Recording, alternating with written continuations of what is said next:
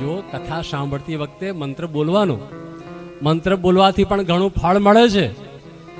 એક એક અશ્વમેઘ યજ્ઞ કરો છો તમે અહીંયા બેસીને યાદ રાખો.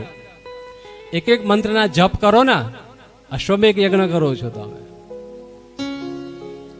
એ માં પાર્વતીનો જે ગૌરીનું સ્વરૂપ છે ત્યાં એક બિલીપત્ર મૂકવાનું, અને પાંચમું ને છેલ્લું બિલીપત્ર જે રહ્યું છે એ તમારું નામ બોલીને, ભોલે સબ દુઃખ કાપો હમારા હો, ભોલે સબ દુઃખ કાપો, તમારું નામ બોલીને, દુઃખ દર્દ બોલીને, હે પ્રભુ હું તો તારે શરણે છું, તારી બાળક છું, હું તો તારો સેવક છું, એવો ભાવ રાખીને શ્રદ્ધાથી, ભક્તિથી, પ્રેમથી ભગવાન શિવલિંગ ઉપર પાંચમું બિલીપત્ર અર્પણ કરી દો. ભગવાનને પ્રણામ કરી એકાદ મિનિટ સમય હોય તો બેસો, એ બિલીપત્ર પાછું લઈ લો. શિવને અર્પણ કરેલું બિલીપત્ર પ્રસાદી તરીકે લઈ અને શિવની હાજરીમાં અથવા તો ધજાના દર્શન કરતા કરતા શિવના આંગણામાં બેસીને ચાવીને ખાઈ જાઓ.